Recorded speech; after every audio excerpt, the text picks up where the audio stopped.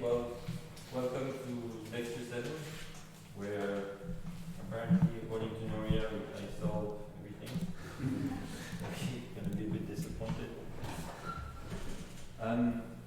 So this is a lecture, like the frame of it was devised by Yuval and I, and where we'll try to see how the perspectives on ecological, like what kind of perspective we can take on ecological complexity, not just in terms of description, as in the network perspective that Noria presented, but in terms of dynamic consequences. We'll follow two threads. One that's been actually touched a lot upon by Matthew Leibold in his talk, where he was mentioning indirect effects and that aspect of complexity. And another one more related to the diversity. So I kind of like this quote taken from the book by the anthropologist Descola, which helps us like kind of read. The train computer back Sorry, you were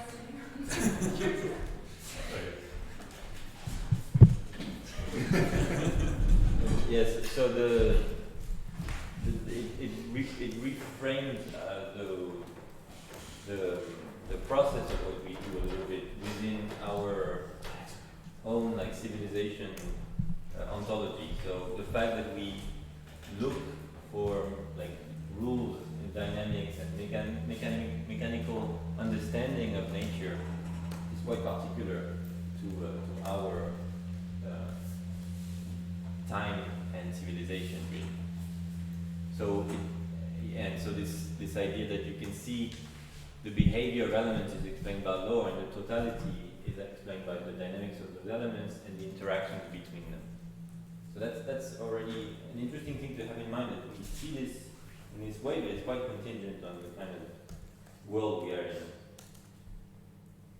Okay, so a very famous quote, you've seen that already, but the reason you see it is because it's hard to put it better than Darwin in terms of describing how nature feels in terms of this complexity. So that's the famous quote about where he talks about the tangled bank. So I'm not going to read the quote for you, but he's already in his thinking of ecology, which is at the root of then his evolution then, following that, is the ecology of communities, where you see, this interaction between forms of all kinds, plants, birds, worms, all these things. And this interaction, when you say interaction, you don't mean just some fixed structure, but you imply that there's some consequences to that. There's some dynamic things through time change and vary because of these interactions and the laws acting on the organisms. So one thing that we were chatting about with Yuval that I thought was an interesting thing is that we saw already that there are many ways in which you can look at communities. You saw like networks, but before that we were talking about more simple system feedbacks. Leibold talked about meta-community. But the fact there are so many different ways to look at what would appear to be the same object, in a way is what defines the fact that it's complex. If there was a unique, well-understood way of looking at this thing, maybe you would not say that it's a complex object. It would be simple once you've seen it in the right in the right angle. And for ecological systems, you don't have the right angle. There are so many, and that's the, I would say, the philosophical definition of complexity, not the mathematical. And ecologists facing this complexity, have asked some various notions, some various questions. So why is it like this? Why is it so complex? Does this complexity have some consequence in terms of function that will emerge from this complexity? How is it that this big complexity is generated in the first place, or maintained? And finally, how do you even measure or quantify that? And more recently, I think, at least for sure in he's trying to say something about should we care about biological complexity and diversity beyond moral, ethical, or even just aesthetic reason. And so the science of ecology sometimes is trying to answer to this by saying, even if you don't find nature beautiful, you should care for whatever reason. And I don't necessarily, I'm not going to touch that much, but for me recently in my own life, I've been thinking a bit about why we always try to point at this question in papers, although in the end we don't necessarily answer it. But okay, so how we're going to frame this lecture. So there are two main lines of, so we boiled it down to two main lines. Probably there are more, but there are two main lines that we could identify that stem from this observation that ecosystems are complex. One of them is, what does it say about our reductionist approach? So we like to understand parts and identify maybe small pieces and then build up the whole from there.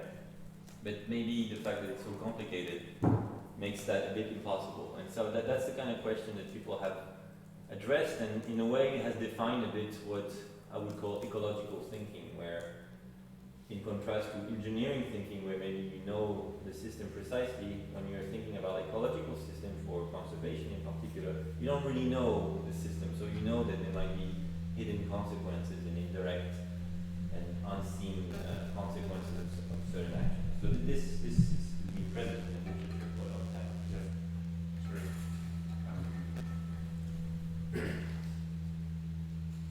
Do you mean here like reductionism? Are you opposing reductionism to like the engineering perspective? Are they very the same? No, I'm equating them. Okay. So I'm sure that if you go a bit deep, then maybe what I'm saying is too simple, and I'm not trying to be super precise about reductionism and what it means. I'm just saying sometimes we boil things down to simple parts, hoping deep down that once we've understood that, we will build up and then understand everything. But at the same time, we feel, at least in ecology, that has limits because we can never fully build up. So there's like a contention there. And then the second, and as we will see, very related line of questioning is, what are the dynamical repercussions of this complexity? So is complexity good? Like in terms of, does it provide desirable features for ecosystem like stability? Does it make it more resilient in the face of perturbations? And if so, can we address that a bit more concretely? And so what I would try to propose to outline, to sketch, is a bit, first trying to get a bit of a see if we can get, at least at the conceptual level, a unifying perspective on these lines of questioning. So let me take a little step back and try to give you a bit some of the history of this. So that when I talk about limits of reductionism, I'm taking the perspective that Matthew outlined already yesterday about this idea that there's a ubiquity of indirect effects, which makes the notion of simple causality chain subtle. And a paper that I think puts it quite nicely is this old paper by Richard Levins, where he's talking precisely about this issue, that we are trained to, I don't know if you read very well, but you see, he says we are trained, at least in the UK and the US, to isolate parts of a problem and answer the question, what is this system?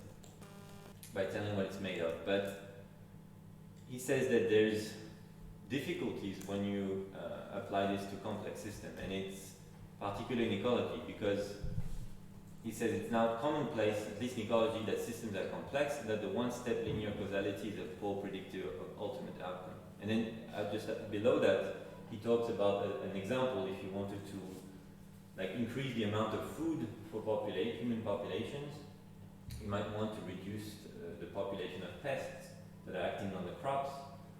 And to do that, you might use pesticides, but when you use pesticides, then that maybe will have unseen consequences, like through the impact on maybe the predators of those pesticides, of those pests, that will, in the long run, lead to the opposite outcome of what you wanted.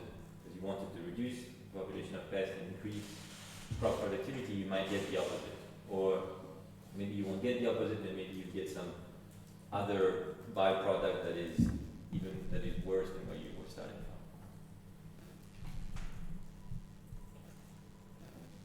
from. Another idea is to wonder about this, that a line of question that people have had is to wonder what are ecosystems? Are there loose collection of species, or are there organized entities? And that's what Clemens was thinking when thinking of plant communities. He was thinking of them as organisms that have life stages. Further, later on, people have started to maybe try to make this notion a bit more quantitative by wondering, how maybe this notion of being more than the sum of its parts is due to the fact that you have a strong interconnectedness between elements of the ecosystem, and this interconnectedness is caused by indirect effects. So maybe species don't interact with everyone directly, but through pathways of interactions, they effectively do.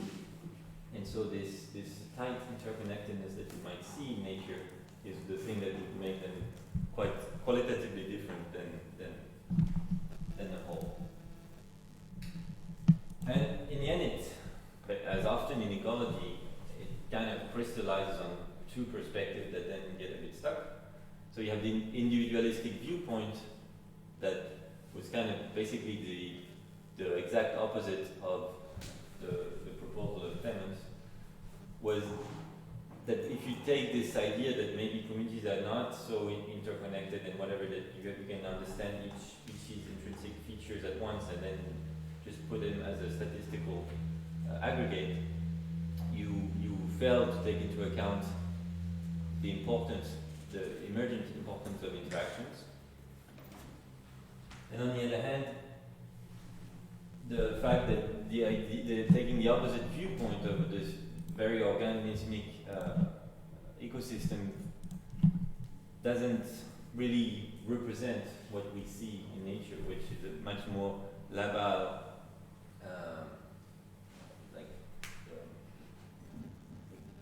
features of communities or nature of communities and ecosystems. So that's taken from the book by Michel Leroy.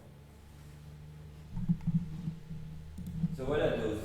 Yeah, sorry. Can you develop a little bit further in the last point, because I didn't grasp. The point about the problem of the super-organistic viewpoint? Well, it's because you don't really know how to.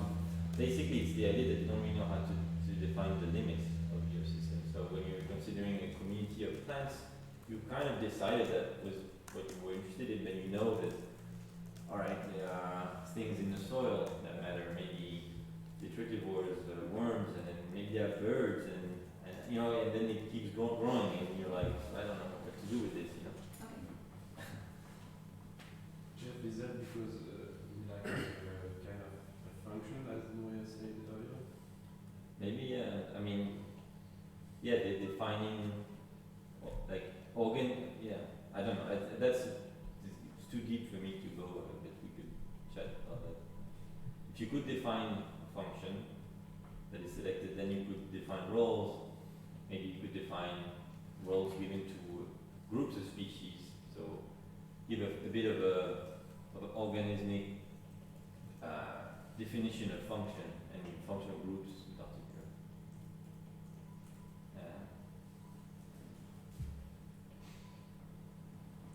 Okay, so I'm addressing a version of this debate that is a bit more prosaic. So just thinking of what are those direct and indirect interactions and how important those indirect interactions might be, so in generating this strong interconnectedness.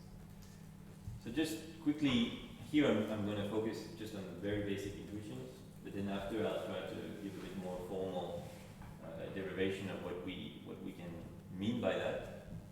But direct interactions, here you can think it of how it's things that you might study in isolation, because you can ask how does the abundance of a species affects the growth rate of another species, and you can do that. Sometimes you know, sometimes it's hard, but it's where you would go if you're taking a reductionist approach. And when you then build it back up, you generate a network where the links would be those interactions that you had. So Noya gave a lot of examples of network patterns that we might see in nature. And in fact, Emmanuel was talking about non-trophic links or maybe indirect pathways and all that. And it's true that once you have this network view, you also want to say, well, now, because of the direct links, there's also indirect effects. And these indirect effects, they kind of explode in their numbers, and their strength is maybe very hard to know, and dependent on the presence or absence of many other links. And the question is how important are those indirect links, and can that make the sum very qualitatively different than the whole qualitatively different than the sum of the parts? So this is the kind of view I want to develop when revisiting these limits of the reductionist approach.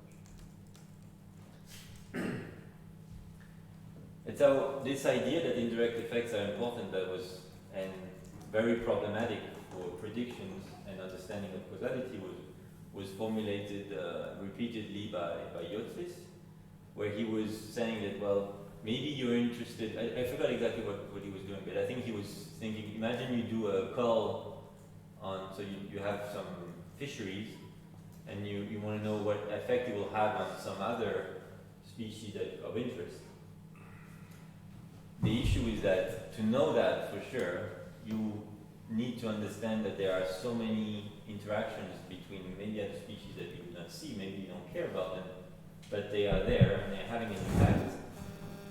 And each error that you make, or let's say things that you omit, can have bigger and bigger consequences for your predictions. And the more species there is, the more the more problematic it becomes. That's the essence of it. It's not probably not exactly what is said in the paper. Okay, so that was about a very brief overview of the kind of thinking people have had when thinking of ecological system and how that complexity becomes problematic in terms of how you build it back up from pieces to the whole. And the other line of questioning is, well, in terms of dynamical consequences, does that mean that those complex systems are going to be crazy, complicated, unpredictable? Does that equivalent to unstable? And this is, in fact, a historical and ongoing big debate, because there's no good answer. But just going through the history of it, if you were a visitor from an alien world like me, coming from physics, for instance, and you start to think about, and you're used to thinking about dynamical systems because that's your training, and you arrive and you think, well, are ecosystems stable or not? You think there might be a simple answer to that because you were taught that there is an easy way to say if something is stable or is it not. And well, if you go through a bit of the literature, you'll see that the early idea was that, from observation basically, and intuition, that simple communities are more easily upset than richer ones. More subject to destructive oscillations in population, more vulnerable to invasions. And yeah, the idea that like you have outbreaks maybe of some insect in boreal forests, which are much less diverse than tropical forests, and you don't see that in tropical forests. So there's this like, notion that because of this complexity, you have this overall resilience of systems. And that was even put as like a fundamental law of ecology in earlier textbooks. And MacArthur was also a proponent of this view, saying that giving the example of density fluctuations of prey, they are buffered by the diversity of prey. So from the perspective of the predator, that there are many prey, and the prey complex makes for a more stable niche. But then, in the 70s, the Baume, who was also coming from physics, I think, he said that he kind of came up with this totally opposite perspective, saying, well, I understand, or I don't know if he said that, maybe he said, I understand what you say, but if I try to make an ecosystem model, I get the exact opposite. I get the more complex the system, the least likely it is to be stable. So it's going radically in the opposite direction, and for that he was using what was quite new at the time, which was random matrix theory, which had been very successful in explaining properties of complex atoms. So there was like a precedent of it being a very good idea, and he applied that to model ecosystem, and it was giving him this very univocal answer that the more complex, the least stable. And we'll come back. I mentioned matrix theory because I'll be talking about matrices in a second. And then more recently, there were people like, because they did not really, it's not like he settled the debate. Because people were like, I don't care about your random model, I care about these things, and these things are true, I observed them. So, and people did, okay, let's do some experiments, and people have done that, and the result were that you have stability from diversity and complexity in some in grasslands. For instance, the community stability of grasslands is coupled to the diversity of the mutualist fungi, or just simply to the number of plants that you see. That was the Tillman's Creek experiment. And here there's a bit of a subtlety in what is stability. They're saying community stability, and this is hiding something very strong that kind of sets it quite apart from that, and I'll try to explain that a bit along the way. But it's basically that maybe what they're saying is that individual populations, maybe they're not so stable, but overall the community is more stable. So in summary, so for this part, like you have May talking about random matrices, and I'll give some details about what it is, but it's basically, the argument is basically this figure, is that you have in blue, this is the eigenvalues of a random matrix of size 10, which would represent a community with 10 species. And the point is that and I'll explain, the point is that that's a whole way of putting things, is that they lie on the left of this black line. And mathematically you can say that if you're on this part, it's going to be unstable. So the blue points are on this side, so it's stable. But now I take same interaction strength statistics, and I just use 100 species. I just put 100 species, and now my orange point, there's more of them. That is understandable. But also they span a bigger domain, and this bigger domain is going past the instability line. So that's the core of the argument, that if I make big matrices, they're going to be unstable. How do you deal with that, basically? And then experiments, that's what they look like, where you have ecosystem stability, and why it says here number of species there, and it's increasing with diversity. And it's from this long-term experiment in Minnesota by Tillman and his team. So ecosystem stability is increasing. However, when they were looking at population fluctuation of individual species, they were saying something a bit more maybe decaying or not clearly not stabilizing for sure.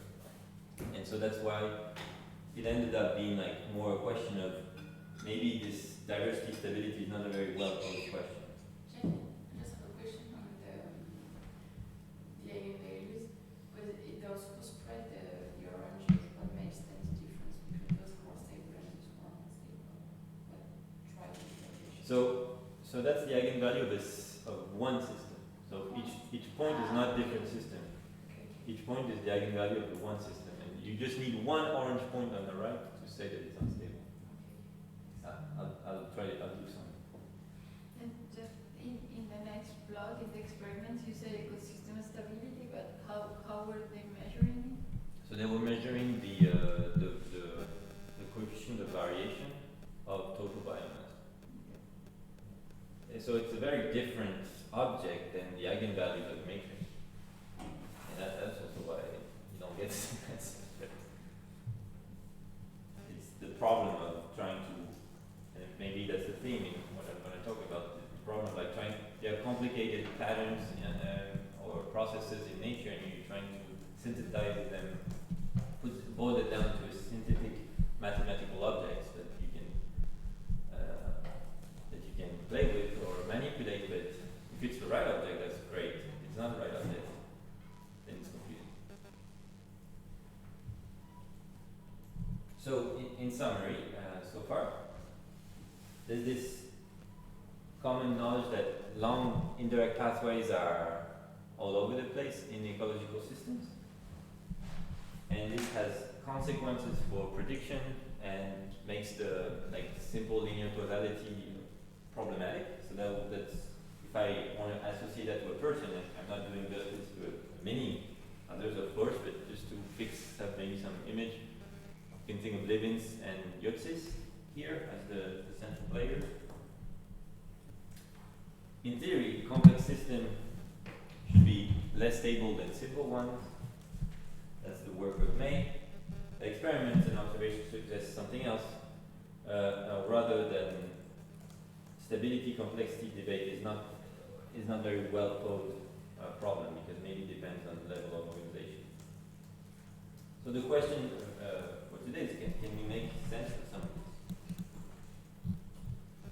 this? So they are hard questions, and what we do, what some people like to do, is to try to take hard, vague questions about nature and transform them about precise questions about mathematical objects to try to answer these questions, at the risk that you're no longer answering the important question at the beginning.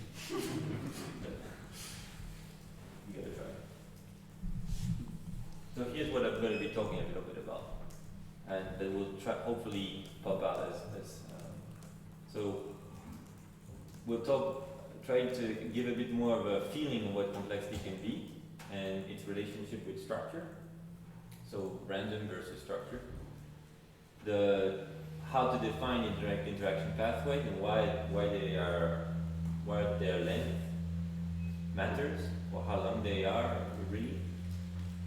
Talk about stability notions, and then finally try to understand how different perturbation observations are different ways to probe the same system and give very different answers because those systems are complex in the first place. I'll come back to this last point. Okay, so now I'm going to try to formalize a bit the problem, starting with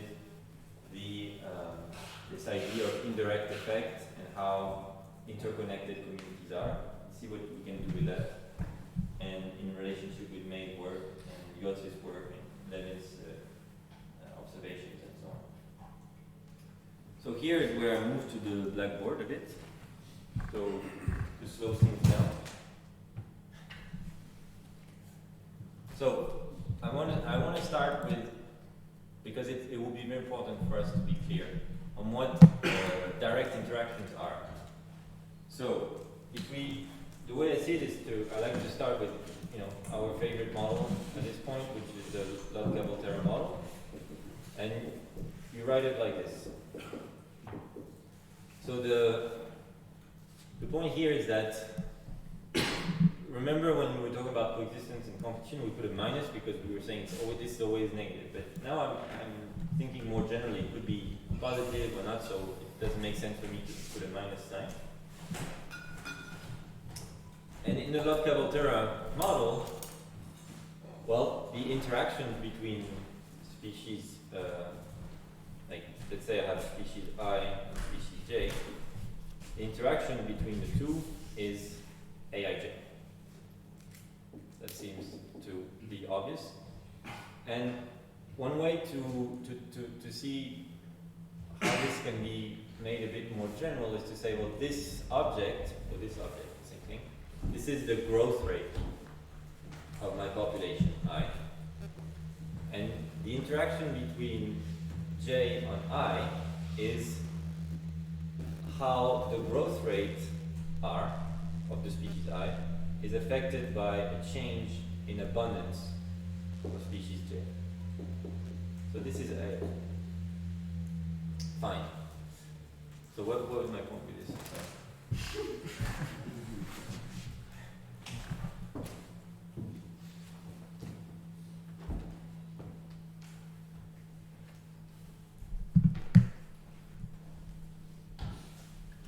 So what I write up there is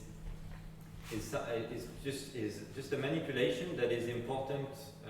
And again, when you come from physics, it's something you do a bit by instinct. Is to say I don't like the fact that there are units here, because this is a rate. So this has units of one over time, and n is like the density of my population, maybe it's a unit of biomass. So it means that my interaction is something that has biomass, it's biomass, it's 1 over biomass time, which is not I don't know what to do with this unit, I don't like it. So what I want to do is to say, I want to set some baseline and have things have no dimension to be the central object that I'm going to manipulate. And one way to do this is to say, I want to define, so this has units.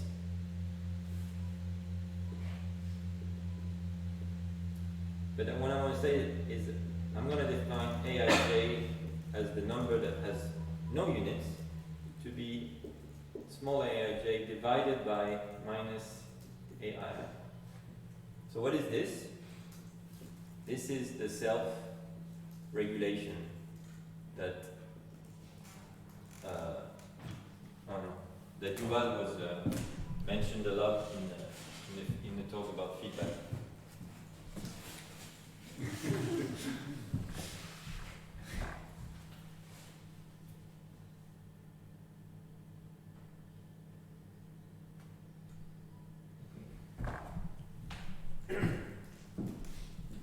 So when I do this, it basically means that I'm normalizing the interactions from J and I with respect to the interactions of I and itself. That's what I'm doing. I'm saying this large I. So now the direct interactions as a matrix. So for now, I'm going to talk a bit more what matrices really are.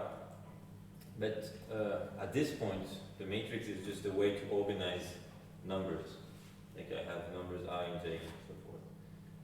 So I can make a diagonal, when I factorize my direct interactions, these guys, I can put this in front. So that's self-regulation. And so it means that now I have an identity, so meaning I have just -1 for,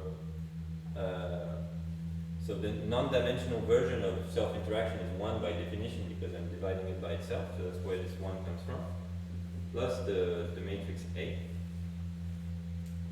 where I chose here to, for instance, by definition here, I'm writing it so that this is for I different than J, and it's 1 otherwise. So that's self-interaction. Sorry. Yes. What you have on the PowerPoint, is that D bracket -1 plus A or something else? sorry, what? It's the same D is the dimension. Ah, yeah. This is what I wrote as D. Yeah, I mean, it's simple. Is it one or something? Is it? Ah, yes, one. It's basically that this thing now is a matrix, so it means that it's many numbers that have -1 on the diagonal, and up. So this is this part, and then up the diagonal it has aij, like wherever. So for each species, you have interactions between. Sorry. A is the interaction.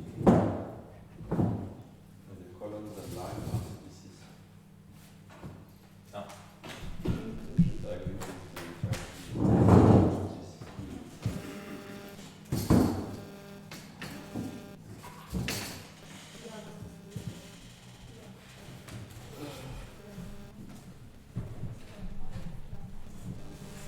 So that's just a way, and at this point it's a completely artificial thing to do. I just manipulated stuff because I didn't want units, but why did I do that? It's unclear at this stage. But why I did that is because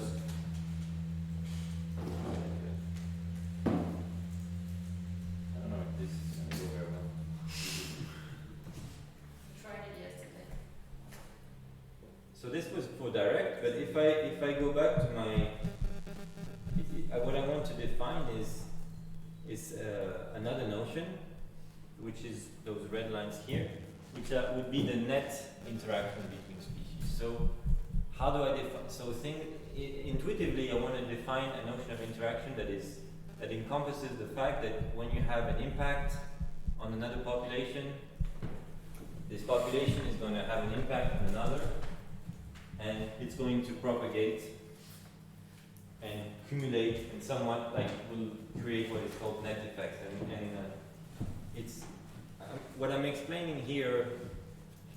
If you recall Matthew Leibold's talk, he said at some point that Lawton or what is his name? Lawler. He said that he took the MacArthur's warblers and made a matrix and then said I invert the matrix to get stuff, and sometimes the sign changes and that's a sign of who knows. And so that's I'm trying to explain a bit here what's the logic behind it. So the logic behind this is to say I want to define net interactions. And an easy way to do this is to say, well, if I look at this community at equilibrium, once the assembly has gone to its completion, it means that the species are no longer growing, so the growth rate is 0. So at equilibrium, I should have that this is 0. And in my notations, setting this to 0 means that sum of aij nj is minus ri. And the solution to this is literally just taking this matrix, inverting it, and applying it on R. So the n at equilibrium is minus the matrix A that contains the dimensional aij, inverted, applied on R. Jeff, maybe it's just worthwhile noting it's the equivalent of some sort of division, right? Yeah. Like in normal algebra. It's just a matrix algebra is a bit more. Yeah, if you write for a single species, maybe that makes it a bit obvious. Yeah, if you had a single species, you would have had, let's say, the self-regulation. So minus I. If there were no interspecific interaction, you would have had this. Jeff, you every now and then. Did I what? Move around. Yeah.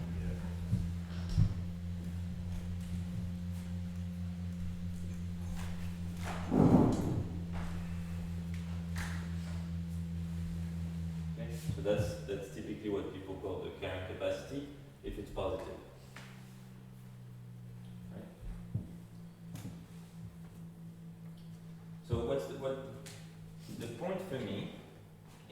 doing the so the net effects, the net effects are how now is, I'm going to define net effects as the way this equilibrium abundance of species I, so in the long term, is affected by small changes in the growth rate of species J. And by definition, this is the element ij of this inverse matrix. If I can intervene here, you may recall that in Arnaud's lecture on traffic systems, he said what we want to define as control is how much does the equilibrium abundance of species I, how much is it controlled by the dynamical equation of species J? And this is exactly what we are asking here, right? If we change a little bit, in the sense, what is the terms in the dynamical equation of species J, how much does it impact species I in long term? Like this big R is the proxy for what is in the right hand side of the dynamical equation. If the point is not clear, I think it's worth asking questions. So I'll finish this manipulation and then we can take some time to make sure that everyone's on board. But I've defined net interactions in this way. It's the inverse. Again, this has units. And again, I don't like that it has units. And I have a notion of direct interaction that has no units. This is the non-dimensional interactions. And I would like to have a similar notion for indirect effects. And you see that given that I need to invert the matrix A, which I wrote in this way, when I do the inverse, I have that my net interactions, they're going to look like 1 minus A inverse. And this diagonal term, when I'm inverting it, I'm not explaining why, but those familiar with linear algebra would know. When I invert, the positioning flips on the other side. And I have now this diagonal here where I'm just dividing by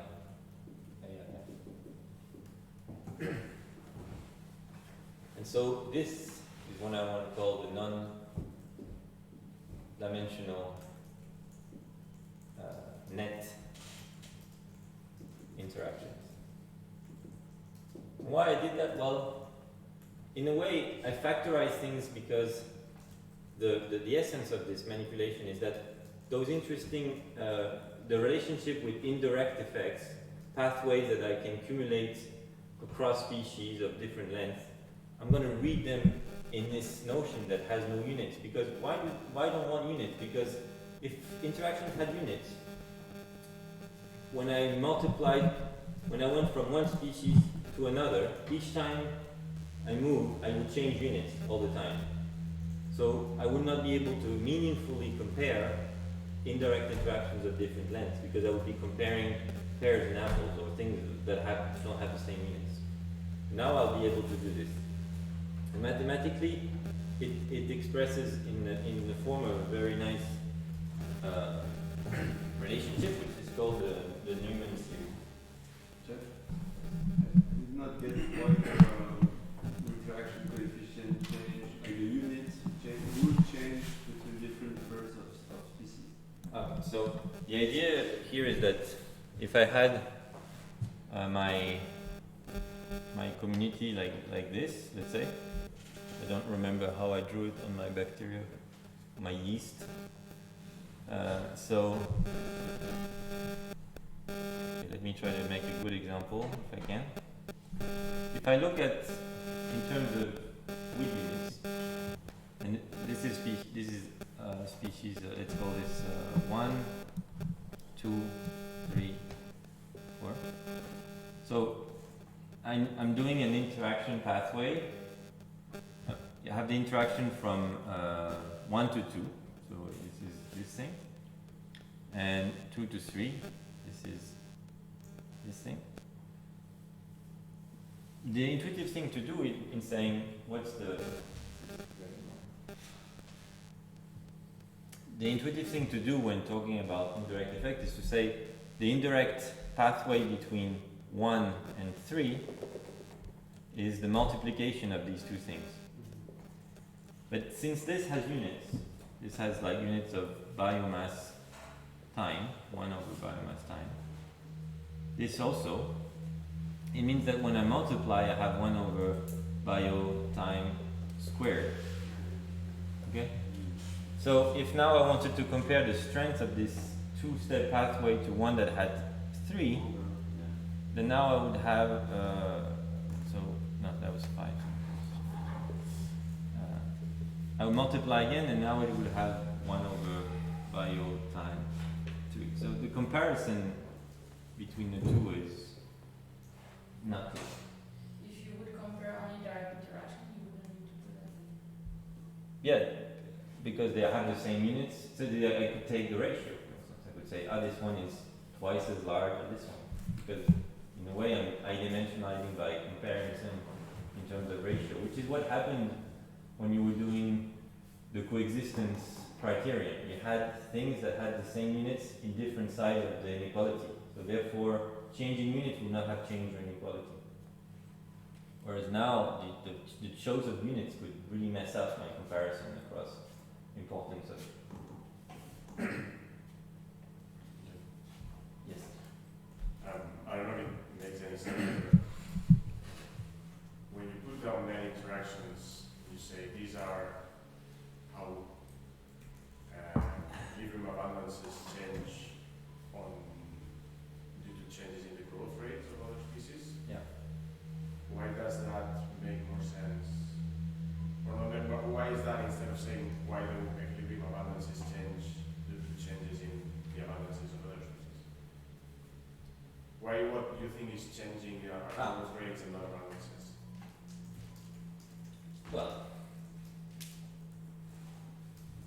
Because in my mind, because the abundances are the dynamical variable. So the idea is that in the form of, when I'm talking about direct interactions, I'm not really allowing the community dynamics to take place. I'm thinking, what is the force here? So I'm changing a little bit the abundance of one species artificially, and this affects the growth rate. But I'm really staying without dynamics. It's just like a feeling that the species wants to grow more now that I've removed it a little bit. I'm not allowing it to do so. But if I'm waiting for the long run, then it makes less sense because if I change the abundance of one species, it will change everything else, then it will feed back on that species and rechange its abundance again, so it becomes problematic to pose it this way. Whether if I made an environmental change that affected the intrinsic growth rate of one species and let the dynamics roll, I could see how this small change in growth rate of that species has affected the abundances in the long term of the species. So from an experimental perspective, you can say, I'm making the environment for one species a little bit better. Imagine you can do that. And this change that I made, it has effect in the long term on the abundance of all others. And this is how I'm going to quantify the net effect that this species is having on others. Okay. If you recall the multi-trophic lecture, Arnaud was showing a case in which you add nutrients, say, to the basal, to the prey, or you add mortality to the predator. So it's effectively like changing parameters. Yeah, it's changing parameters of the species. But it's, yes? What is the A that has no unit? Is it capital A or small a? Capital, there's no units. Yeah, maybe that's usually sometimes we do the opposite. So this one has no units. And you can recognize that it has no units because I'm putting it near something that is just one. So it suggests that it has no units because it would be weird if one has a unit. So, but if A is small, is defined by the product of this times the diagonal times this, the like. Plus. So AAI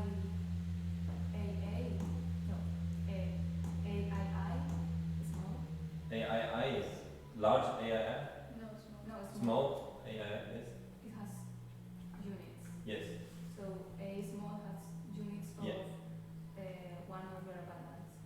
Time. There's also the time because and it's a rate. Yeah. Yeah, small a has units of 1 over time biomass. Whereas the things I'm putting in capital letters, these things, they have no units. So there in the last row, Yeah. there you have in the right hand, you have minus A inverse, so that has units of. Yeah.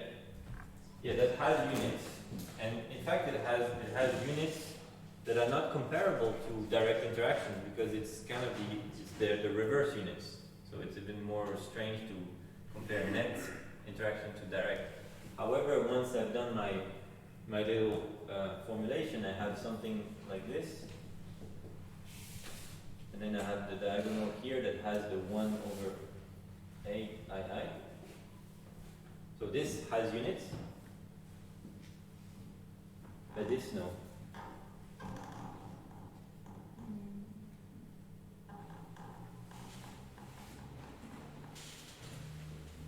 Because this had no units. So inverting it makes it. Yes, but the units that little A has is. But I do not, the point is that I do not see the time in the left hand of the, yes. Here. Well, this has units. This is a rate. Oh, yes, This has okay, units. that's it. Thank you.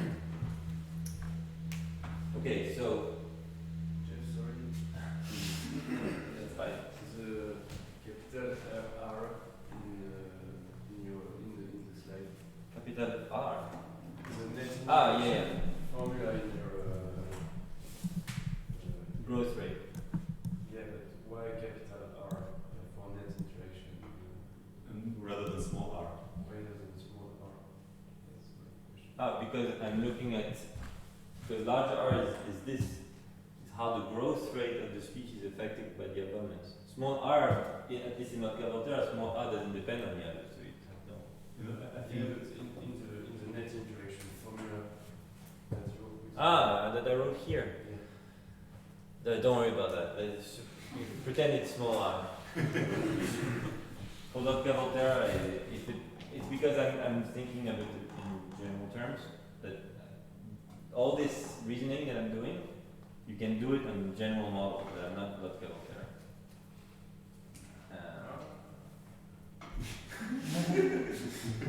And that's why I'm taking these precautions.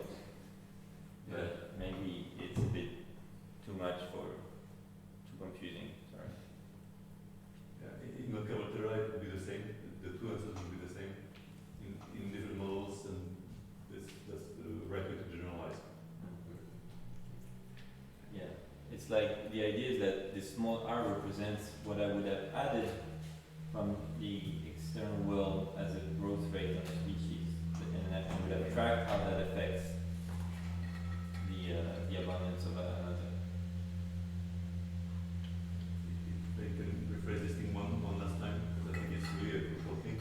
What makes sense to define at a very short time scale is how abundances impact growth rates. What makes sense at a very long time scale is how a permanent change of growth rate will permanently change abundances. Yeah. So it's kind of, Oh, that's clear. yeah, okay. It's a trick a bit, but it's quite convenient. And all right, so we just went to a big effort into shuffling things around to have something that had no dimension, something that has from something that had, and so on. Why am I doing this? And the answer is that now that I have something with no dimension, I can give a meaning to indirect pathways, as I said, that have no meanings. And this is what I was explaining a little bit to Arnaud, why it would not have made sense before. And more formally, the reason why there's a connection between indirect effects and net effects is through this very nice matrix identity called the Newman series. So let me just give you a quick, very briefly, usually it's often quite useful when you're thinking of matrices to go back to the simplest possible matrix, which is just a number. So the Newman series, which is expressed like the inverse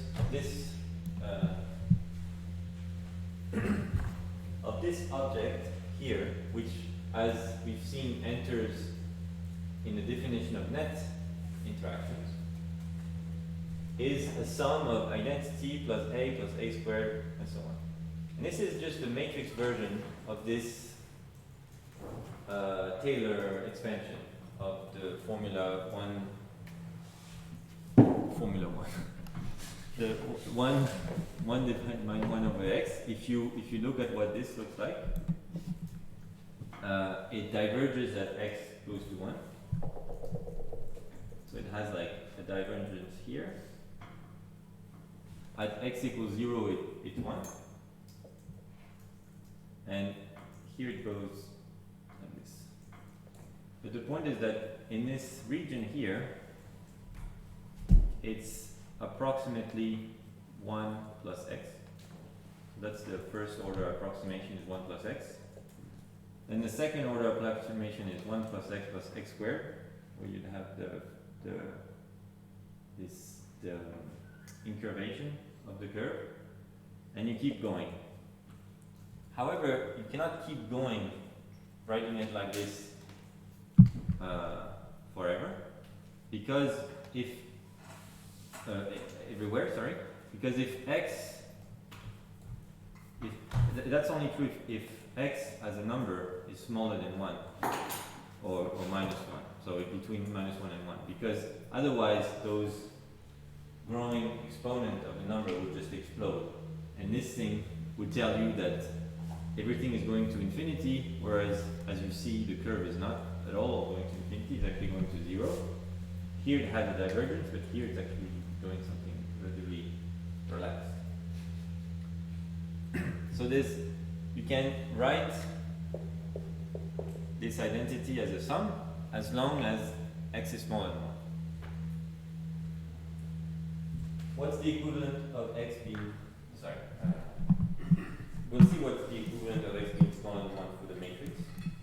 But what I want to insist upon now is that these powers of the matrix A, they represent the indirect pathways of length k. So the power a to the power k is the indirect interaction of length k. So let me just do a little drawing of that. Hopefully quick enough that the computer doesn't stop. But of course, that's never going to be the case.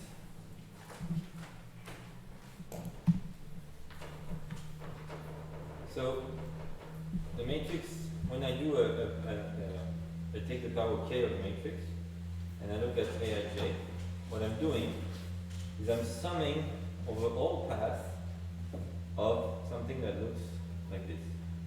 ai minus 1.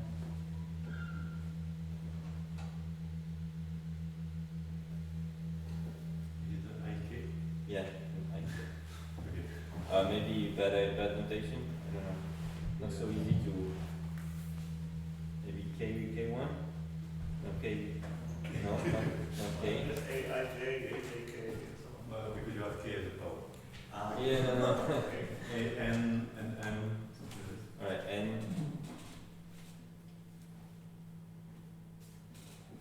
And so forth until I get to. Let's call this m prime to j. Which means that I went from my species j to my species I, following whatever pathway of length k through all the other species. So here it was the first one down the road was m prime. Then we went along the way, and at some point we arrived to species m. And from m we went to species n, and from n we went to species I. So the same as the multiplication. Yeah. Yeah. Here I'm multiplying. then here I'm summing over all pathways of length k. Right? Yes. Just to have the x below 1, you need the self-regulation to be stronger than the interactions, right? Yeah, so that's where it gets tricky. If it was just a one-dimensional system, yes. The fact that you have many species, that's no longer true. You can have a divergence of this expression maturely. Without need to go like to higher order of the Taylor extension. So you don't need to consider the x square and so on. No, sorry, I meant the other way.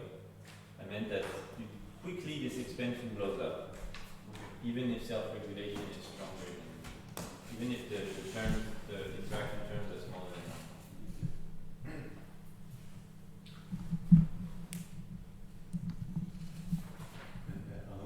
It's the part of the problem is now you're summing over many paths, for instance. Yeah. So even if each path was less than one, now you're summing over combinatorial many paths.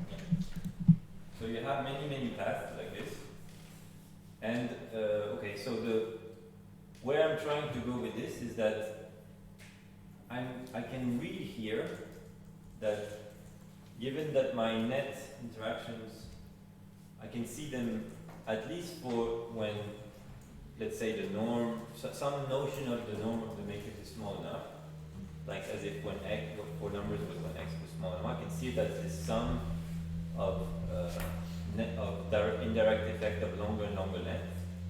I can ask myself, how far should I go? Because how far should I go is telling me a bit how long are those indirect pathways, or rather, maybe they are, of course there's always many very, very long pathways, but maybe they don't matter at all, so you don't necessarily care about them. But the question I want to address is what's the longest pathway that I should care about? And the longest pathway is going to be determined by how quickly these a to the power k become negligible. So how quickly they converge. And this convergence is given by this number, which is called the spectral radius of the matrix. And I'm going to I'm going to try to give an explanation of what that is. But just to, maybe I should motivate a little bit the definition by telling us what it's providing. So I have a number, and I'm going to explain how to get it, that tells me how quickly those longer lengths become dampened down and their importance ceases to matter. And I want to call this the collectivity parameter, in the sense that I want to interpret this as telling me how truly interconnected the community is in terms of the importance of those indirect pathways. So that's the idea, is that if this parameter is small, it means that net effects are the same as direct effects. Like one-step causality is fine. When this collectivity parameter grows, let's say I'm up here, it means that following this curve, what this interpretation is telling me is that I should go up to indirect pathways of length 40. So I should look at really long indirect pathways start overall to play an important quantitative role in shaping the net effect between species. And worse than that, if this collectivity parameter goes beyond 1, then I can no longer do that anymore. So the one-step, two-step, three-step, n-step causality approach doesn't work anymore, even if you allow yourself to go as far as you want. So it means that there's a moment where you cannot decompose net interaction as sum of indirect paths. And the max exponent that I can consider is you can call that the interaction horizon, like how far to n-step causality should I go to understand long-term dynamics. Why you gonna decompose this? Sorry? Why you gonna decompose it once? It's very similar to what you showed for the one dimension, right? Essentially, because the web dimension is better expansion along the pole. Yeah, it means that this sum here at some point keeps growing. So I'm adding things that keep becoming bigger and bigger, so it's blowing up. It could mean that the system is blowing up, but it could also mean that I'm viewing the system in the wrong way. And that's this. And the point is that it's more the second. Is there a relationship between the collectivity parameter blowing up and the fact that capital A is defined as the interspecific interactions over the intraspecific interactions? Like what Arnold was saying? Yes. So as you said, it's like this. You could expect that it blows up when the two are equal, so when it equals to 1. But the point is that it blows up before. It blows up before because you have so many of those indirect pathways that although each pathway is weak, you're adding so many of them that the overall contribution can be large. So if you go back to the condition for the non-matrix version of this is that absolute value of x being less than 1. Yes. So what's the equivalent? I'm getting there. Okay. It's not so easy to explain, Okay. but if you want, I can give you a representation. You already know about matrices. So it's the spectral radius is smaller than 1. So it means that if I look at the eigenvalues of the matrix, they are centered on 0 of the matrix A because the matrix A has 0 on the diagonal. And they are contained in a disk. Radius is less than 1. Yes. I need this radius to be less than 1, otherwise it blows up. And the radius, which is the spectral radius, is what is determining, is what I call the collectivity parameter.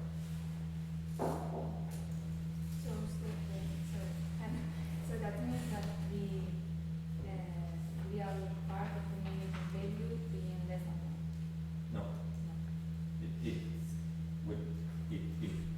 No, wait. It implies that. That would imply this. I mean, oh yeah, sorry, no, you're right. Wait, If the real part was larger than 1, you would blow up. Okay. But you can blow up without that, because you could go the other way. You could have an eigenvalue going this way. Our absolute value of the Yeah. real part is But it's not just the real part, there's also the imaginary part of that. It's really the I see. radius. yeah, it could blow up in the vertical direction also. And that doesn't change stability. But yeah, so So does this collectivity parameter being IN1 have any biological meaning, like indirect pathways? So, sorry. in terms of biological meanings of the equations of this being to have going on? So the interpretation is that if it's larger than 1, I cannot view, like if I'm looking at the net effect between species, it no longer makes sense to try to decompose this net effect as a sum of indirect effects. Whereas if the collectivity is low, for instance, the net effect between two species is the same as their direct effect. If it's a bit higher, I need to go through higher order, like causality. I have to say, well, yes, for instance, my interaction with someone is through, if it was competition, it's like the enemy of my enemy is my friend, maybe. Or maybe not, maybe it's still my enemy. But So it goes wrong when the interaction went beyond the substitution reaction. yeah, again, it can blow up before that. If you have that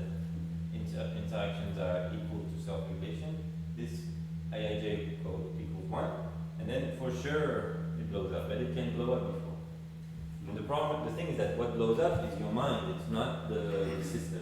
It's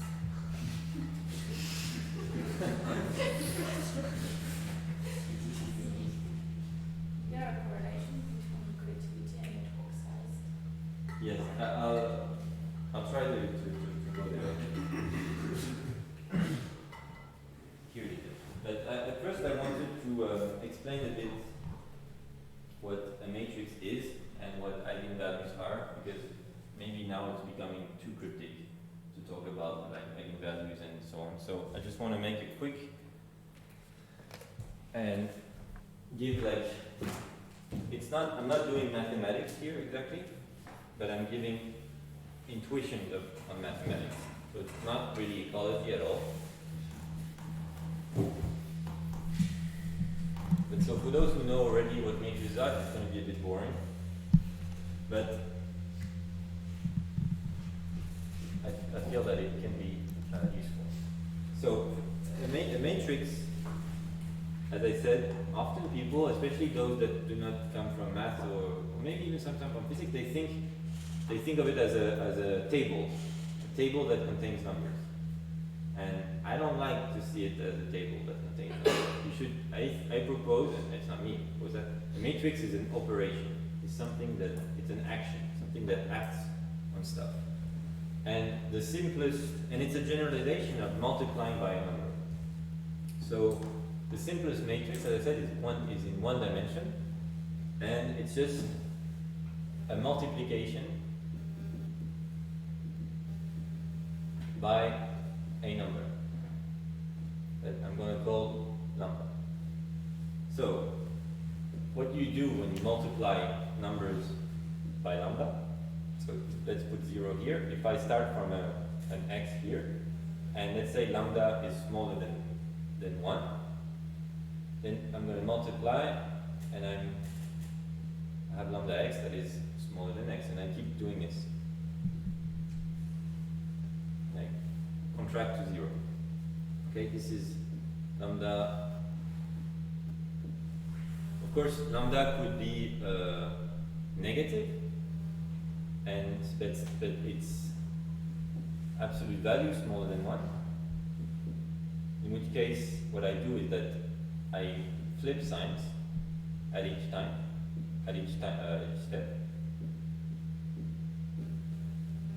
and so on. Okay, so that's my operation. And if lambda was larger than 1, of course I would get the opposite. I would explode away in the real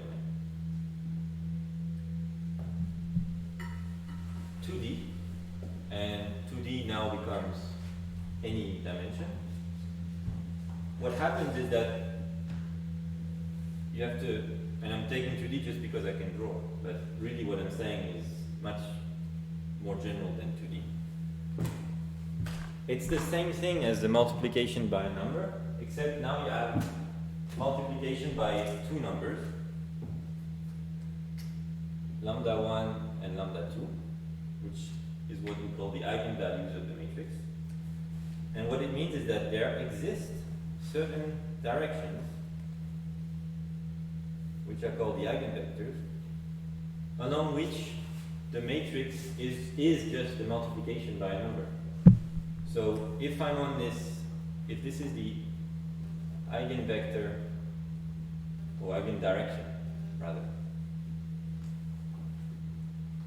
associated to lambda 1, it means that as long as I start on this direction, what I'm going to do is multiply by lambda 1 along that direction.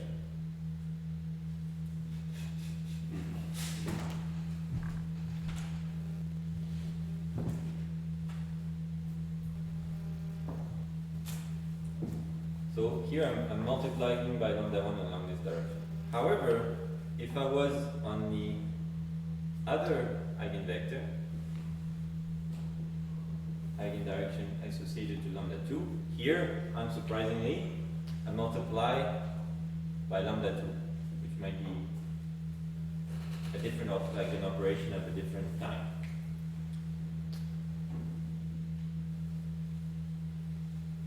And now, the nice thing about it is that this really fully characterizes my matrix. Although maybe at the start you wrote it as a table of many numbers, this is what it boils down to.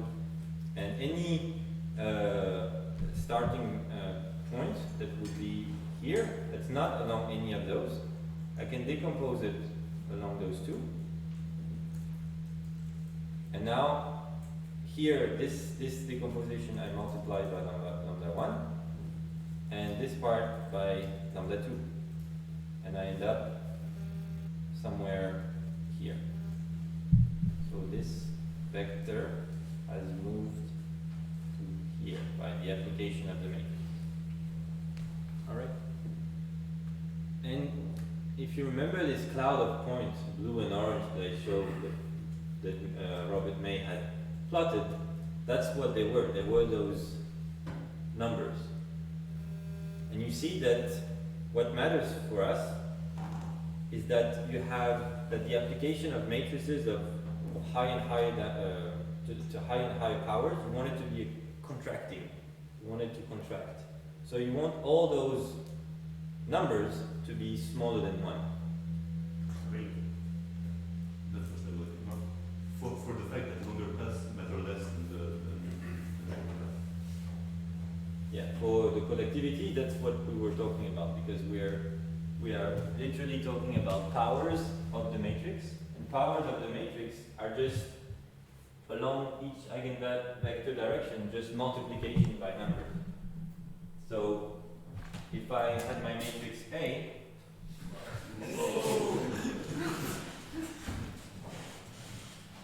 and to the power k, it means that along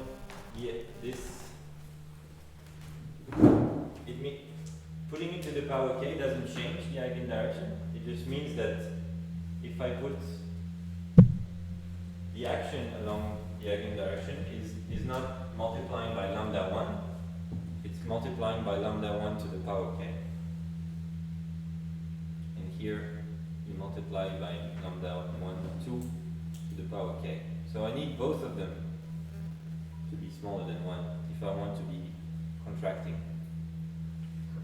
Alright, is that kind of clear? So, if one of them is too high, in our case, it means that the A or 1 is infinitely smaller than all the sum of all the other one, because it will explode or something. The A. Yes, yes, you can say that. And Yes. so it's the opposite. If so, the opposite is it always A? The A power 1 is always stronger than the sum of all the other, or the when is it? Is it? You mean is it? The quantum direct. Are they always going? Are they always contracting monotonically? I guess like the question is more like, is there a limit like when indirect effect are stronger than direct effect or something compared to the community? I mean, if it's smaller than 1, each power will be smaller than the previous one, but it could be that the sum of all the higher powers is still large. So it could still be like this and have the collectivity parameter be. Yeah. So how you want to measure the overall contraction is you say I take some form of a norm here, which is telling you how big. It's basically this vector was this side, then it was transformed in a vector of this size. What's the ratio in size? You get that? And this ratio could be decaying as phi to the power k, that's the idea. But in fact, that's true asymptotically, but you could have weird stuff going on early where maybe there's like indirect pathways of certain lengths that matter a lot, but then after that they decay a lot. That's possible. That's a subtlety that I'm not going into at all. But I think, like connected to what you were saying, if you think of a single number, if x is 0.5, so 1 over 1 minus x is 1 over 0.5, it's 2. So the first effect will be 0.5, and the sum of all the others will also be 0.5. Right? So it's comparable at that value. Now, and that's even without taking into account the fact that when it's not a number but a matrix, you can do more complicated things. Okay.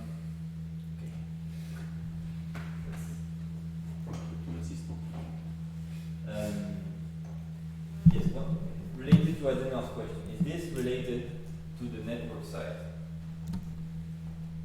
Well,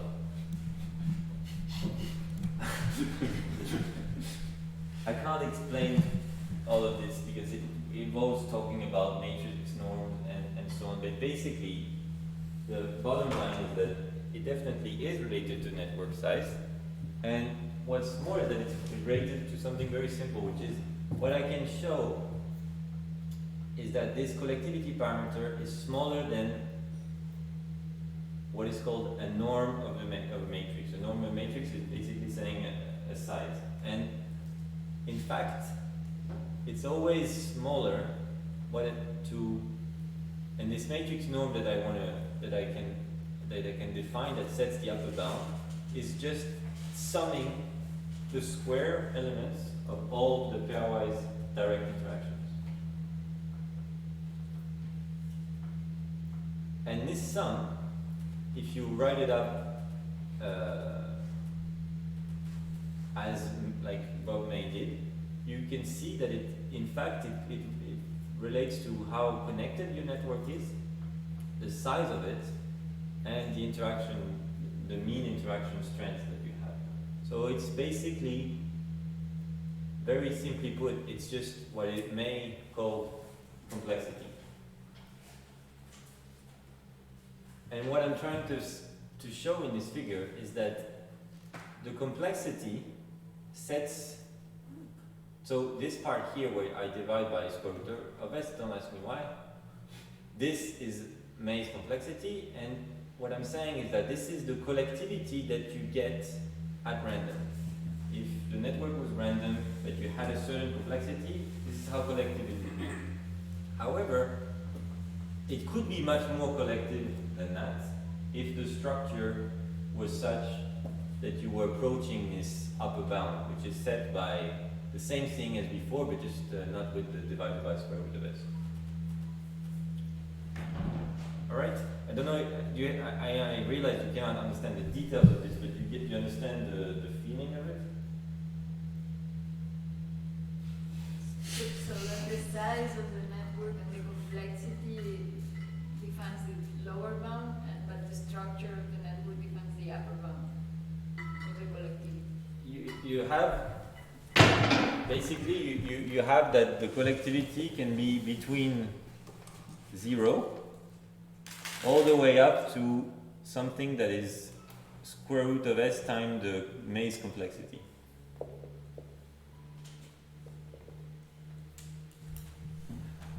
And if you're random, you're exactly at May's complexity. Isn't the complexity is a matrix itself, or is it like 1 divided by square s? There is there, but May's complexity measure is essentially just this. yeah, but it's equal, so it also includes the 1 divided by square of s. Yeah. So Yeah. why? Yeah. Yes. Ah, okay, no, okay. I see. But the point is that, and it's not exactly what I wrote here, but the point is that you could make the system not very collective at all by shuffling links around so that indirect links end up canceling each other or whatever. If you don't do that, if you just throw stuff at random, collectivity and May's complexity, they're essentially the same thing. But you can be more collective through structure. So moving around from here is the effect of structure.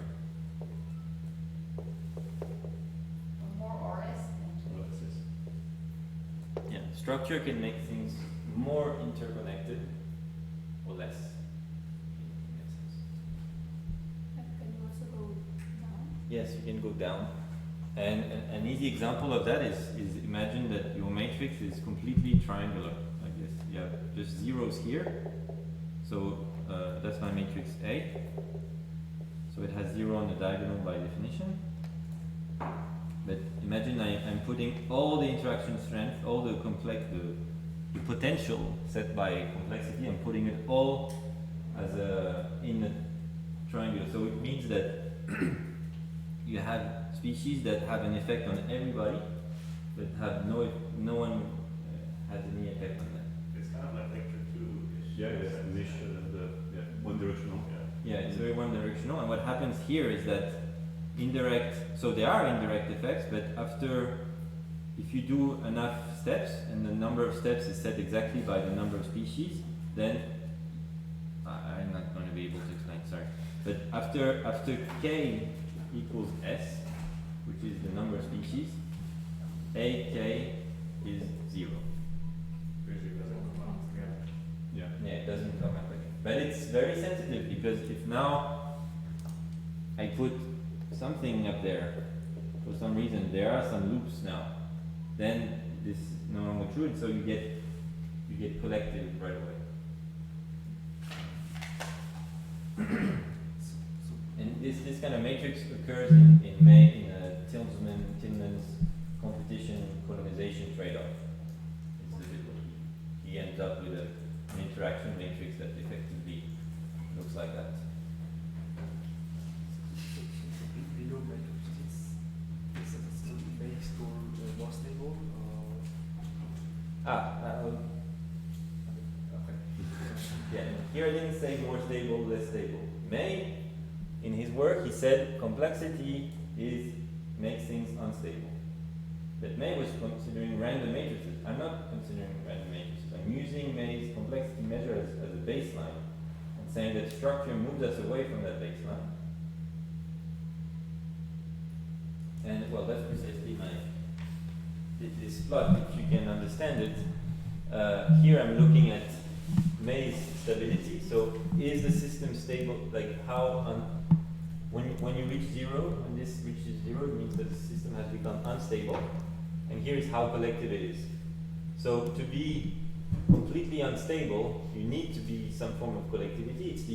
It's the collectivity that explodes. It's in this. If you look at the 1D view, it's this thing. It's the explosion here. However, you can have high collectivity at very high stability, which would, in this case, would consider more when you're around here, where you have long indirect pathways that matter a lot, but they're not generating big, like, exploding feedbacks. They're more in what Yuval was calling strange relations. That's strange relation territory, I would say. That's a one on top where it falls down, it's 10 to the power of 0. That's 1, yeah. Yeah, I put it on log to see better the spread. Maybe it was a bit odd to do that. What's on the other side? What's on the other side? Where- Of instability? Okay, so the point is, we want things like indirect pathways to generate a lesser and lesser effect, to have this sense of the system being somehow well behaved. But what if indirect pathways have larger and larger effect? What if collectivity is larger? It's large. So when collectivity is very large, the point is that you cannot, the step, like the n step causality view, it just doesn't work. That's what it's telling me. Like the reduction, for me it says that this simple reductionist view breaks down. That's what I was saying. It's your brain that breaks down. It's not the system.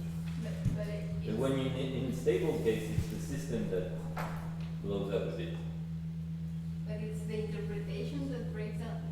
Like you cannot disentangle anymore the net effect from the indirect effect from the direct, or it's just that the approach entirely doesn't make sense.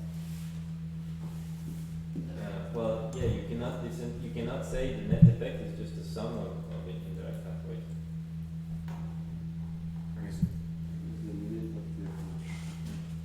So you have like you can like say simulate two matrices, and you get to each of the matrices generates a stable fixed point, like a stable ecosystem configuration.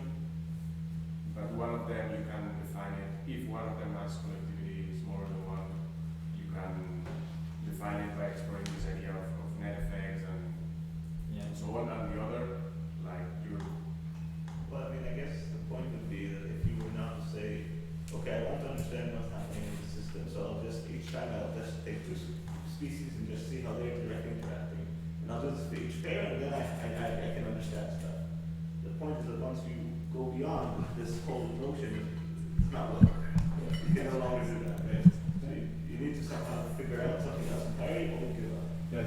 to think of Yuval's strange relations actually.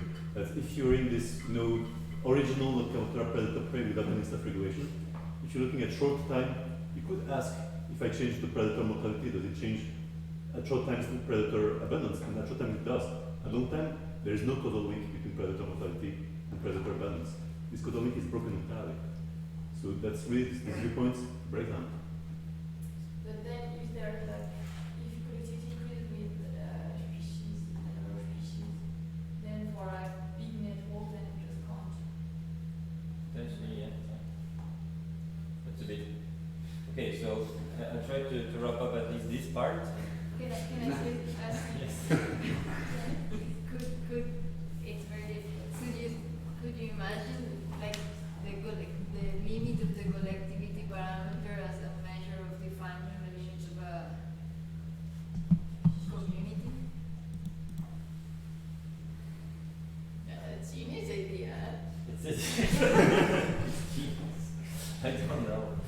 I don't. So, in one sentence, how do you define collectivity? One sentence. But I mean, isn't it just saying that, yeah, measuring direct interaction and expecting to predict the system makes no sense? Yeah. The system is collective when you can't just say causality is this like incremental step stuff where I act on something, then this thing acts on something, then this acts on something else, and this is how I understand the world and long-term impacts of stuff. If I take one simple example, like you could imagine a neuroscientist who takes two neurons, put them together, and say, okay, now I have understood the brain, and everything else is just a small approximation around that. That doesn't work at all anymore. Like if you're really collective, you cannot extrapolate at all from what you're seeing at the level of those. Yeah, it's when it's too collective, it really becomes. If you want, the only notion that makes sense is like that.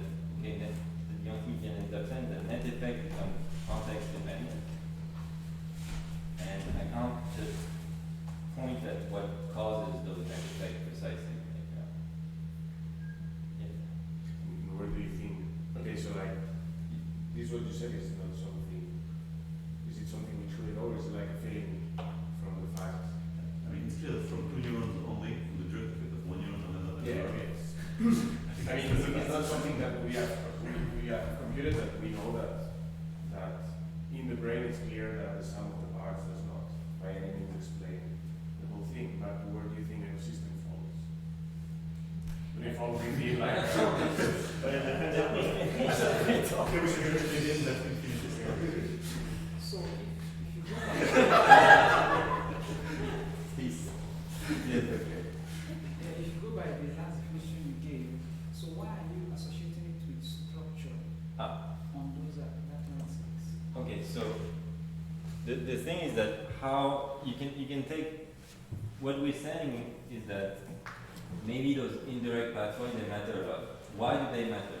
They matter because the direct interactions are strong enough. That's what we don't exactly know what strong enough precisely mean, but I tried to get a bit of an intuition.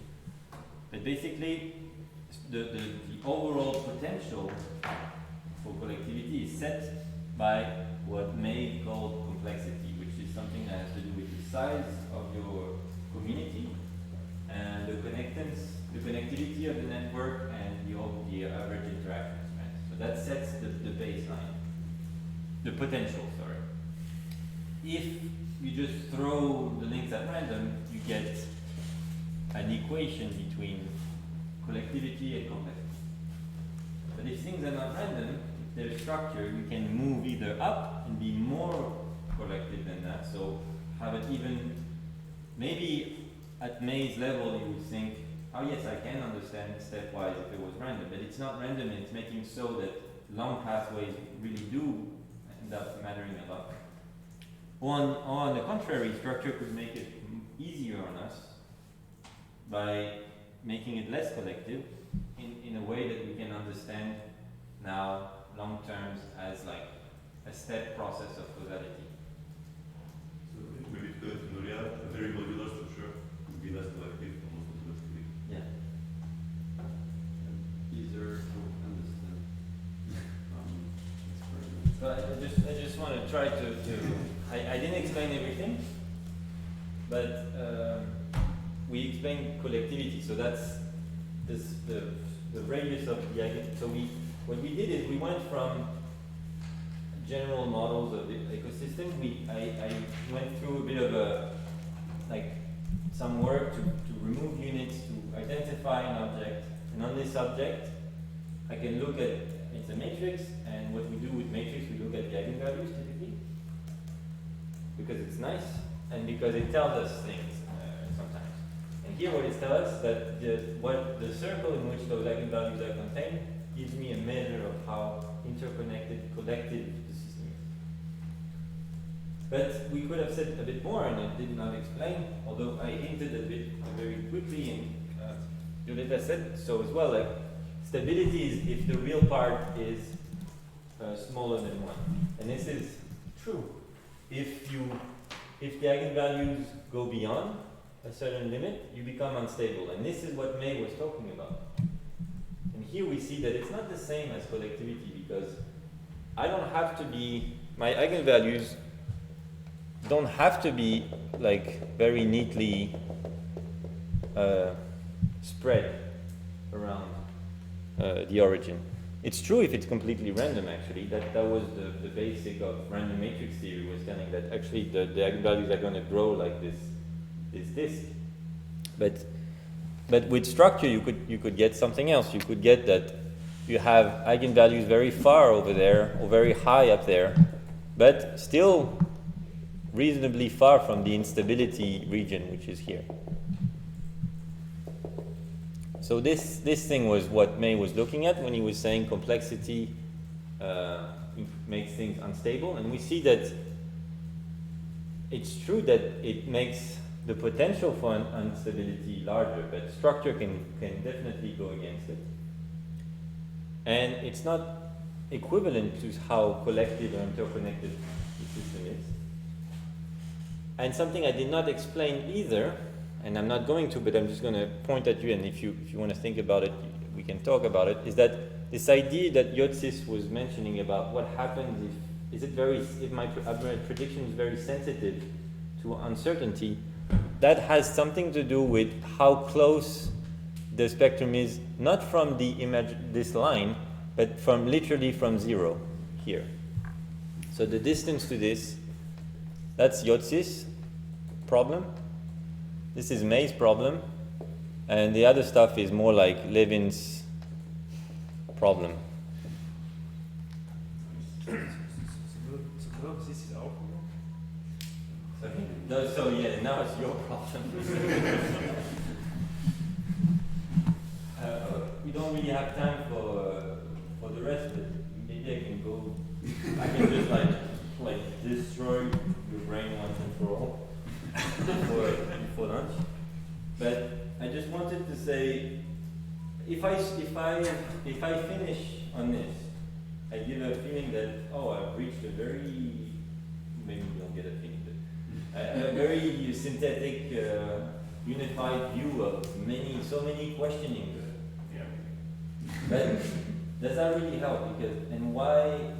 Like maybe it is helpful, but it's not completely helpful. Why? Because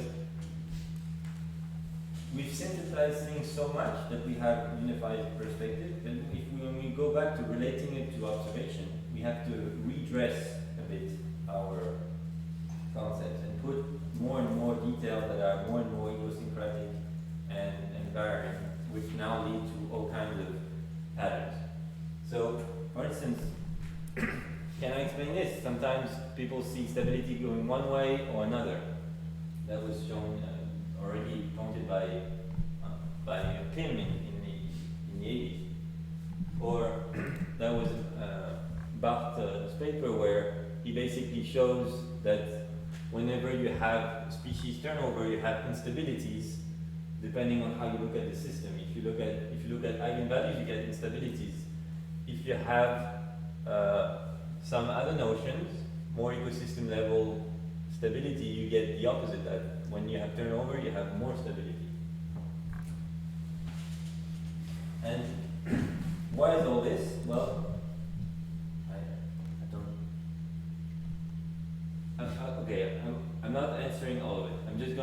flavor of how you can redress the concept to see why there can be the bizarre pattern happening. And one of them, it's not a universal answer, but one possible answer is that in all that I talked about, I don't know if you noticed, but there were no species abundances. I was just talking about the interaction matrix, period. Species abundances were gone from my problem somehow, magically. And in fact, as soon as I'm going to try to relate the dynamics of communities to, in terms of what would be observable, I can no longer do this abstraction, and those species are going to come into play. I'm going to try to explain briefly how. But the point is that rare species are typically, because they're rare because, not always, but sometimes they're rare because they are pushed close to extinction, and that makes their population dynamics very slow. And very slow means that they are determinant in long-term responses to perturbation. Whereas common species can be faster, they determine short-term. So as a consequence of this, and I'll try to explain a little bit, if you perturb a same system in different ways, you may probe very different features of it. Like for instance, you may probe rare species. Also when we were looking at turnover, that's what was happening. Or maybe you're probing the properties of very common species. You're perturbing the same system, maybe you're observing it in a given way, but what you're seeing as an answer from that system is a facet of it that is very different depending on how you're perturbing. And basically, the point is that you have all these pieces that you have to rebuild to understand responses to perturbation. You have what perturbation you're putting in, the intrinsic dynamics that will be in the middle, and how you observe it. And well,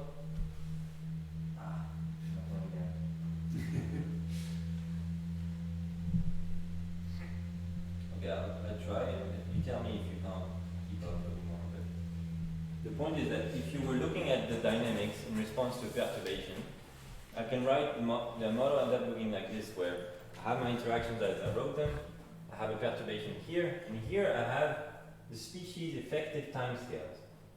And those effective timescales, as it turns out, are related to the abundances, which I said were absent before, but now they come in as this effective timescale. And if it was a press, I could look at the impact of a press. And again, I have this nice object that we've been studying that pops up, and that's the collective interaction effect and so on that we were focusing on at this point. But here we have something more related to populations, intrinsic features, and in particular their timescales. And because for instance, because rare species are typically slow, this means that their timescale 1/r, which appears here, is large. So if the perturbation is affecting everyone similarly, rare species are going to have a disproportionate role. And this is what you see when you have instabilities during turnover. And this is just because of this part. It has not much to do with this part. But if a different perturbation that was acting on a per capita basis, like a change in growth rate, for instance, would scale in a way that it would remove that problem, and we would only be left with the interaction effect. So another kind of perturbation, one perturbation would be saying, oh, I'm really looking at those effective timescales of the species, so really those slow species are having a big impact on my response, and that's what I'm probing. But a different kind of perturbation would really be looking at the net impact effect that we were describing in the more the collective nature of the system. Okay, here I went way too far, but I wanted to, for some reason I really like this equation, and which basically, no, don't forget. It will be in the bonus of the DVD. Yeah. But just to show you how these things that I was mentioning indeed generate contrasting patterns, even for a same system, even in a world in the mathematical world where we understand everything, it's not real ecosystem. It's just things I'm playing on my computer. Here, depending on the kind of, I'm observing the same family of system with more and more species, and I'm observing it in a certain way, but I'm perturbing the system in different ways. And on the one, depending on how I'm perturbing it, here in this case I see stability decaying with number of species. Here, not really. Here, it's the opposite, it's increasing. So I see those, unequivocal answers to is diversity stabilizing or not. And it's the same system. It's like the system has not changed. It's just how I'm perturbing it. And I'm still observing it the same way, but just the way I'm perturbing it is different. And what's happening is here, I'm probing features of rare species, what I'm basically saying here is that the more species, the more chances there are that there's going to be a very rare, slow species. And here I'm saying there's more abundant, like I'm looking at the abundant, the features of common abundant species, whereas here I'm looking at more like collective features of the system. You keep the same distribution of production strength. Yeah, it's all exactly the same. Alright, so that's a bit my big, how I got a job. How I got a job. So, the conclusion to this last part is that perturbations, they don't probe the same features of a given ecosystem. And that's why patterns can be confusing. And here I give a very simple example. And I try to explain, of course, I went way too fast, that sometimes it's because some perturbations reveal features of rare species, sometimes abundant species, sometimes more the collective nature of the system. And you can use that to try to make sense of why different stability notions can be so confusing. And here I compared the return rate, so what people call resilience, so how systems return to equilibrium after perturbation, to the temporal variability, so the size of fluctuations.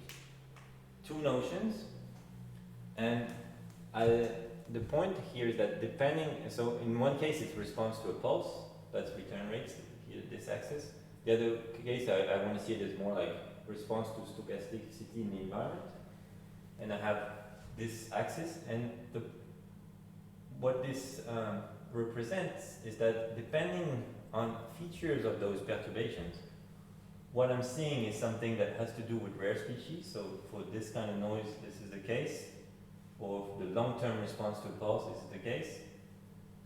Or for other features of perturbation, I'm going to see more properties of abundant species. So the point is that if I compare across here, maybe I'm comparing different stability notions, but that are related to the same features of the system, here and here. But if I compare across, I'm comparing features that are unrelated.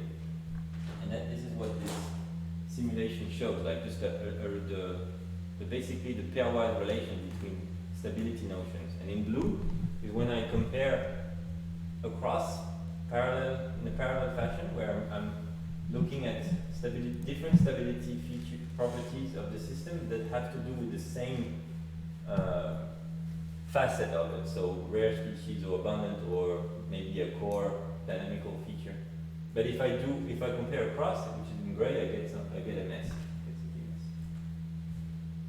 So that is a bit of the perspective, is like trying to redress our simple view in a way that is sufficiently systematic to get an overall understanding of ecosystem stability. Where, for instance, you have many different notions of stability that are related to different responsive perturbations. Some is pretty clear, some like invasions, catastrophic, all these things that you may ask, maybe you can organize them there, maybe you can't. And if you compare them properly, there are ways to compare the notions there are notions that are comparable by essence and some that are not comparable by essence because they're not related to the same feature. Alright, I'm done. I'm sorry this was way too long.